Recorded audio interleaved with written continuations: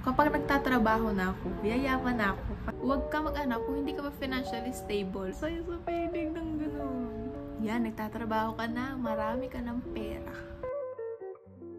Hi guys! Welcome back to my YouTube channel. And nakikita nyo naman sa title, ang topic natin today, pag-uusapan natin yung about adult life. So, is adulting a scam? Bago tayo magsimula, ipapakita ko sa inyo ang ating kakainin habang nagsasalita. So we have this banana and coffee. Meron tayo ditong sinulat kagabi. So, this is a personal story time. Upload ko sana siya sa podcast ko kaso nahihiya ako. So, let's talk about something na sobrang nakaka-stress. Pero nakakatuwa rin in a way na matututo ka kasi hindi naman tayo pabata, no? So, nascam ba tayo sa idea ng adulthood? Kasi, ba't parang ako lang? I'm turning 20 pa lang. Pero, feel ko parang, ang tanda ko na parang ang bigat-bigat na. Hindi naman sobrang bigat. Hindi ko masabi. So, yeah, meron akong idea ng adulthood noon na magtatrabaho ko, yayaman ako, and then mabibili ko lahat ng gusto ko. Pero, hindi pala yung ganon. Bakit pa hindi na lang ganon? Pero honestly, nung bata ako, akala ko, kapag nagtatrabaho na ako, yayaman na ako. Kasi, iniisip ko pag masipag ako, syempre, magkakaroon ako ng madaming pera. And then, mabibili ko lahat ng gusto ko. Makakapag-travel ako all over the world. All over. At saka, mabibili ko yung mga gusto ko talaga, yung bahay, kotse, ganyan. Pero, hindi naman pala yung ganon. Ang reality is, gigising ka araw-araw na bigla mong marirealize na kailangan mo palang bumili ng shampoo. Anyways, hindi lang basta shampoo, no? Kailangan mo bumili ng mga personal hygiene mo. So, hindi ka talaga makakapag-ipon kasi may mga personal na bagay kang kailangan bilhin. Lalo na at tao ka. Ano ba ito sinasabi ko? What I mean is, hindi ka bibili ng something na you want just because you want. Just because may pera ka. So, kailangan mo ring isipin yung mga kailangan mo, yung hygiene mo, pagkain mo, and then electricity, water. Pero wala pa naman ako sa ganung part ng buhay, no? So, it's just me sharing my thoughts about adulthood. Not yet an adult, baka may mag-comment din. Hindi ka pa nga tumatanda, hindi ka pa nagtatrabaho ng ano eh. So, let me share how my typical day looks like. I-share ko lang kasi hindi ko kayang i-show. Pero nag-upload ako niyan, di ba? So,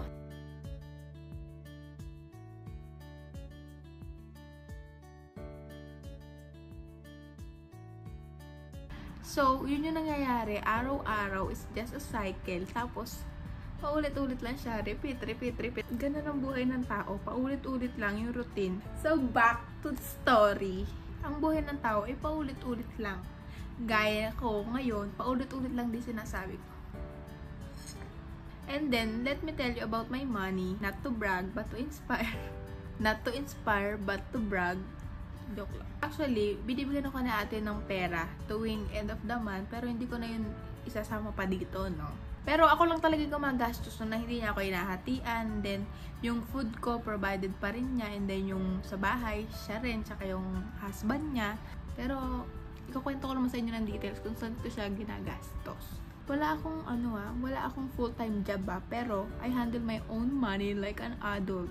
Ay, pero wala pa akong mga bills and rent. Hindi ko kasi adult na ako.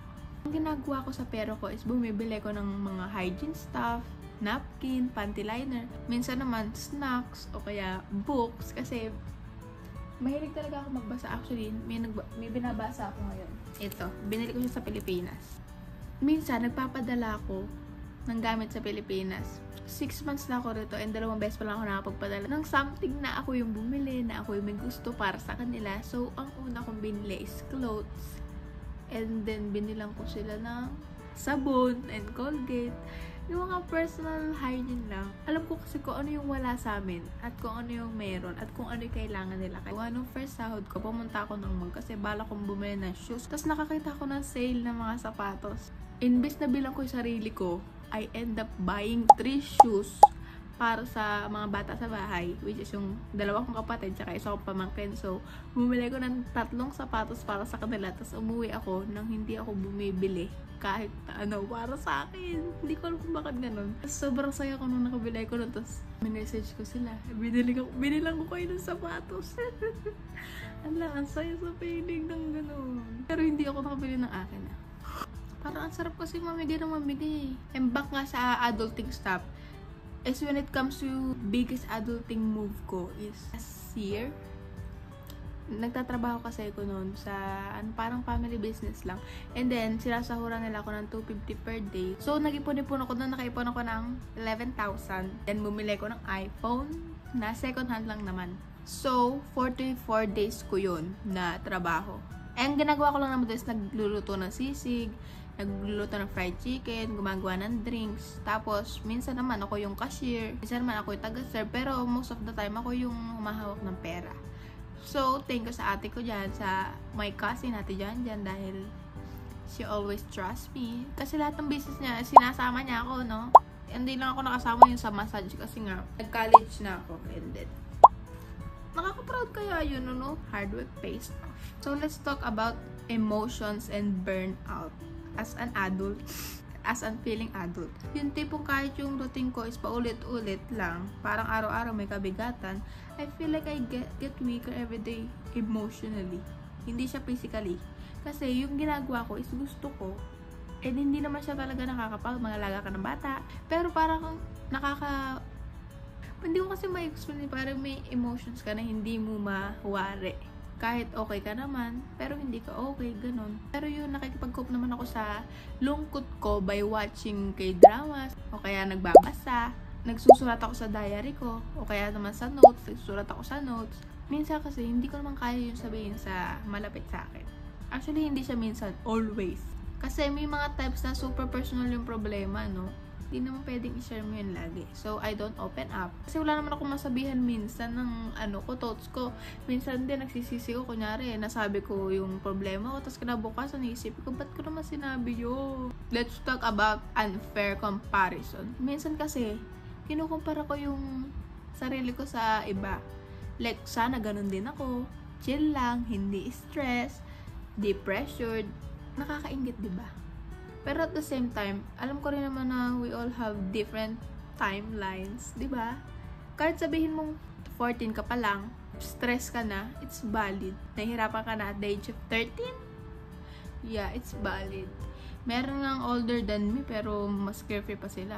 Kasi nga, as I said, we have different timelines, no? Just because I'm young doesn't mean hindi ko deserve mapagod. Pero deserve mo rin or to be taken seriously. So, lessons from life. So, taking care of my pamangkin made me realize na wag muna akong mag-anak kung wala pa akong maayos na buhay. Kung wala pa sa ayos yung emotion ko and finances mo, ganun. Huwag ka mag-anak kung hindi ka pa financially stable. Sobrang cliche na ng ganitong payo pero yun talaga yung dapat gawin, guys. Let's go to the big adulting myths. Kasabihan. Yan, nagtatrabaho ka na, marami ka ng pera. Girl, no. Kasi kahit naman may pera ka, ang dami mong kailangang bayaran o bilhin. May pera ka, bili mo gusto mo, yun na yun. Hindi yung ganun, guys. Stop it. House bill, water bill, electricity bill. Kung may anak ka, nagpapaaral ka, sarili mong buhay, kailangan mo mag-provide. Hindi lang yung basta, stop this Filipino toxic mentality kasi hindi totoong may trabaho ka, may pera ka na agad na marami. Pero at the end of the day, adulting is hindi lang basta pera or age. Tandaan nyo yan, hindi lang age.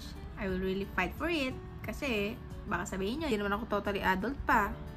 Pero hindi yun about sa age siya. It's about doing things on your own kahit mahirap. Kasi wala you want a better life, so you work for a better. You work better kasi gusto mo ng better na buhay. So, is adulting a scam? My answer would be not yes and not no, but maybe. Pero, one thing for sure, if you feel like hindi valid yung nararamdaman mo, it's valid. Kahit hindi ka matanda, valid yan. Hindi naman ako adult, I'm almost 20 pa lang. Pero, hindi naman nga yun tungkol doon. It's not about the age. It's about what you experience. It's about what you're doing. Tama ba ako? Tama ba ako? In short, ang pagiging adult is very a big responsibility. As ulitin ko, it's not about the age. It's not about the time. It's about what you experience. That makes you feel like you're an adult na. If you feel like an adult, it's fine kasi it's better. Pero enjoy your life dahil kakagat na ako ng pandesal and coco. If you like this video, please subscribe to my channel. And kung may mga content ideas kayong alam, let me know. Kasi I'm so bored. Wala na akong maisip na content. See you in my next video, guys. Bye!